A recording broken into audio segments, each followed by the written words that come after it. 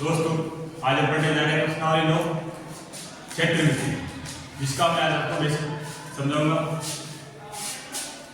ये हमने कक्षा 8 की प्रश्नावली जो है क्षेत्रमिति, इसके अंदर हम क्षेत्रफल के बारे में और आयतन के बारे में पढ़ेंगे। तो सबसे पहले आप देखो, आपको आयत, ये हमारे पास आयत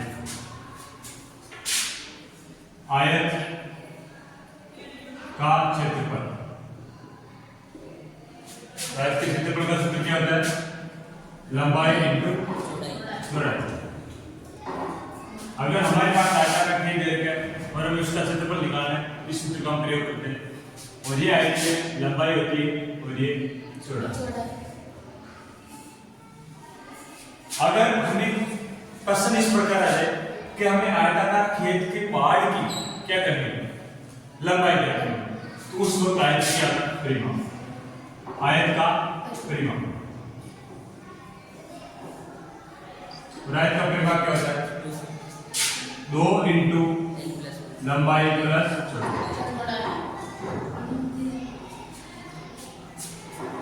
अब आता है अपने पास वर्ग,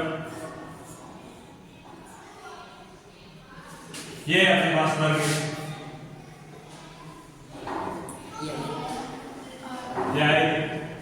वर्ग में सभी भुजाएं क्या होती है? समान। ये वर्ग की भुजा, वर्ग की सभी भुजा समान है। अगर हमारे पास कोई वर्गाकार है तो हमें इसको क्या निकालना पड़ेगा? क्षेत्रफल, वृत्त का क्षेत्रफल। और इसका हमारे पास सूत्र है भुजा और इसे हम लिख सकते हैं a स्क्वायर, क्योंकि भुजा हमारे लिए क्या a भी हो सकती है, इसे हम a लिख मान। और अगर मेरा एक वर्गाकार खेत की हमें चारों ओर से जो भार है उससे क्या करना है, हमें ज्ञात करनी है कितनी है, उसका क्या आएगा? वर्ग का परिमाण।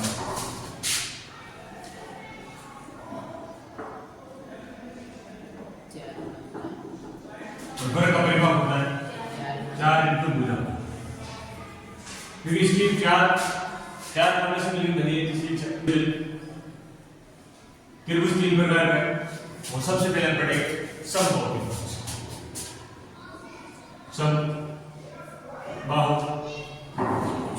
समबाहु त्रिभुज का क्षेत्रफल निकालने के लिए समबाहु त्रिभुज का क्षेत्रफल का सूत्र होता है √3/4 a स्क्वायर, यानी भुजा स्क्वायर। और इसकी तीनों भुजाएं क्या होती है? समान।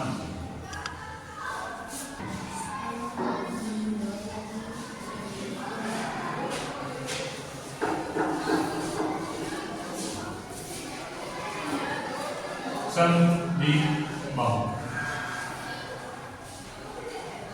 जिसमें ये दो भुजा समान और तीसरी भुजा अलग होती है। समद्विबाहु त्रिभुज का क्षेत्रफल, जिसका अपने पास सूत्र होता है a/4 √b² - a, और a यहाँ पे क्या समान हो जाए और b अलग हो जाए। ये हो गया समद्विबाहु त्रिभुज। अब एक आता है अपने पास विषम, और ये होता है विषम और विषमबाहु त्रिभुज का अपने पास सूत्र होता है जिसे बोलते हैं हेरोल्ड का सूत्र, हेरोल्ड का सूत्र। और इसका होता है अपने पास s - a, s - b और s - c, ये हेरोल्ड का सूत्र। और s हमें निकालने के लिए होता है, इसका मतलब आधार परिमाप a + b + c बटा 2। यहां से होगा 3 भुजा a b c, ये 90 डिग्री कोण होगा, और इसके सामने भुजा होती है कर्ण आधार और इसका क्षेत्रफल यानी समकोण त्रिभुज का क्षेत्रफल, इसका अपने पास सूत्र होता है जो लगभग हम हर किसी में काम में लेते हैं 1/2 आधार कोई काम में लेते हैं, लगभग इसी से निकालना। ये तो हो गया अपने त्रिभुज। अब उसके बाद आता है चतुर्भुज में हमारे पास है एक समांतर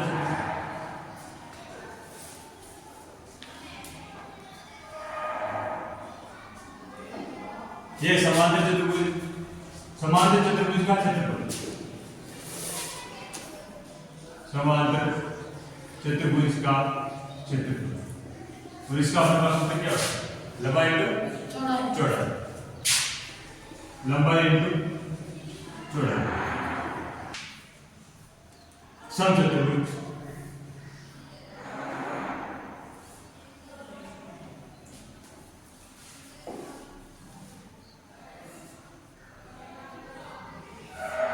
ये अपने पास समचतुर्भुज, समचतुर्भुज,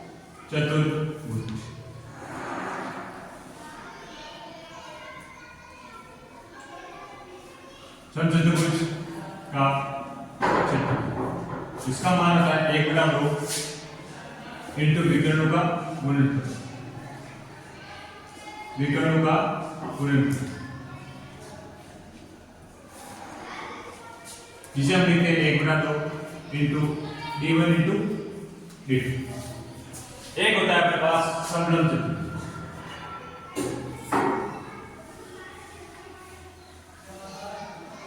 ये इसमें क्या होगी? ऊंचाई,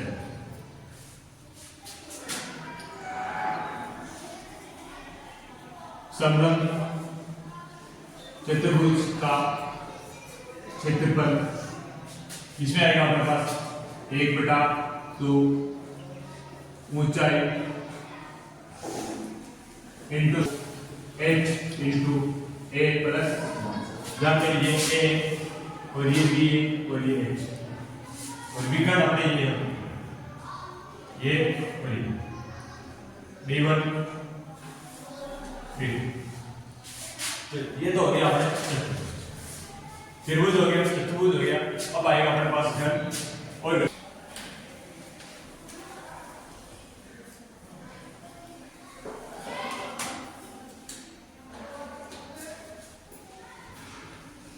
ये अपने पास क्या है? घन। अब देखो घन, तो घन का पृष्ठीय क्षेत्रफल, घन का पृष्ठीय क्षेत्रफल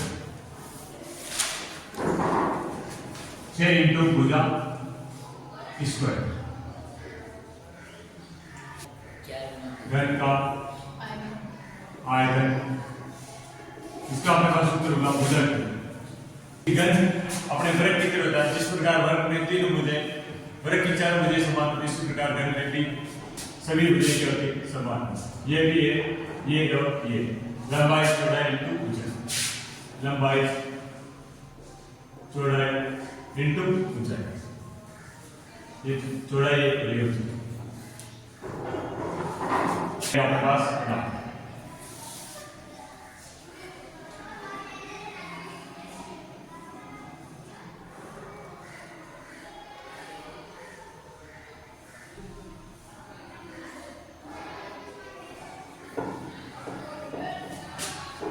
ग्राफ में अपने पास लंबाई, ये ऊंचाई और ये चौड़ाई, लंबाई को हम ऐसे लिखेंगे, चौड़ाई को 20 और ऊंचाई को h। तो ग्राफ का पृष्ठीय क्षेत्रफल, ग्राफ का पृष्ठीय क्षेत्रफल, तो इसका अपने पास सूत्र होगा 2 इंटू लंबाई इंटू चौड़ाई प्लस चौड़ाई इंटू ऊंचाई प्लस ऊंचाई इंटू लंबाई, इसे लिखेंगे 2 into l into b plus b into h plus h into a। Graph का पृष्ठीय क्षेत्रफल अब आएगा ग्राफ का आयतन, ग्राफ का आयतन,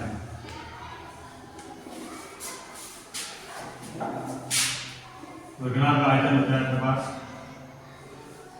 लंबाई इंटू चौड़ाई इंटू लंबाई इंटू चौड़ाई इंटू,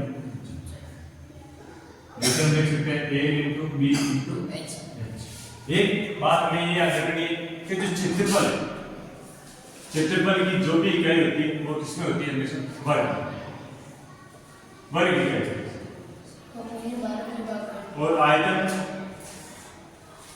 की इकाई होती है अपने पास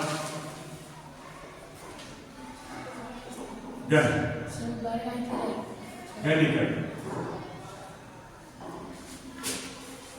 यानी कि इसमें जब भी लिखेंगे centimetre square, metre square, millimetre square, square में आएगा। और आयतन की जब भी हम इकाई ज्ञात करेंगे तो आएगा अपने क्यूब में। ठीक है, अब आएगा घन घनाभ। उसके बाद अपने पास क्या आता है? बेलन।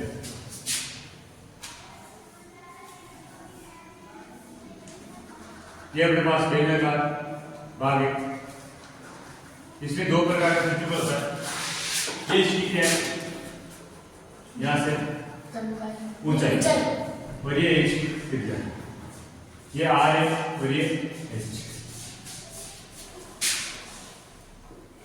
बेलन के वक्र पृष्ठ का क्षेत्रफल, बेलन के वक्र पृष्ठ का क्षेत्रफल होता है 2πr_h, जिसमें ये दोनों काउंट नहीं करते, ये दोनों काउंट करते। यानी कि ये ऊपर का वृत्त और नीचे का वृत्त क्या इसमें शामिल नहीं होता, ये सिर्फ बीच का होता है वक्र पृष्ठ। और बेलन का संपूर्ण पृष्ठ क्षेत्रफल, बेलन का संपूर्ण पृष्ठीय क्षेत्रफल, जिसमें ये दोनों भी क्या होते हैं, इनको भी हम शामिल कर लेते हैं। और इसका होता है 2πr और r+h। बेलन आ गया और बेलन का आयतन, बेलन का आयतन। बेलन के आयतन का अपने पास क्या सूत्र है? πr²h। इसके बाद अपने पास क्या आएगा?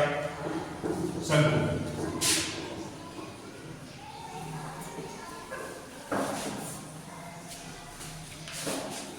अब आएगा अपने पास शंकु। ये शंकु आपने देखा होगा, जो की टोपी है उस प्रकार इस प्रकार था। और ये क्या इसकी त्रिज्या, ये यहां से लेके ऊंचाई और ये तिर्यक ऊंचाई, इसको लिखते हैं त्रिज्या, ऊंचाई और ये तिर्यक ऊंचाई।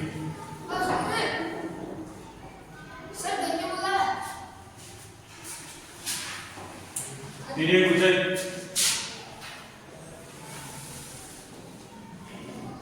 ठीक है। अब हमें शंकु,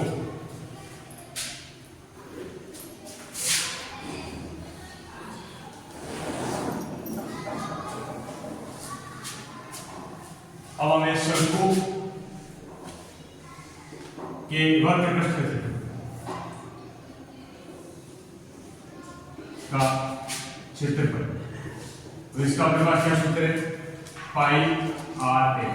तो यहाँ पे h है तिर्यक ऊंचाई, तो तिर्यक ऊंचाई का अपने पास सूत्र हो जाते हैं तिर्यक ऊंचाई। और तिर्यक ऊंचाई का क्या सूत्र है? h बराबर h² + r²। इसके अलावा शंकु का आयतन,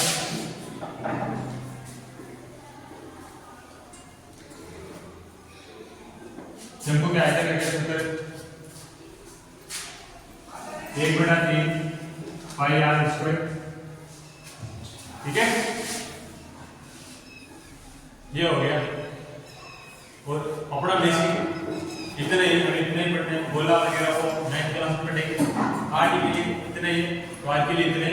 ये सूत्र है, आप याद कर लेना। कल से हम पर्सनल स्टार्ट करेंगे और क्वेश्चन सोल्व करेंगे। जय भारत। तब तक के लिए जय श्री राम।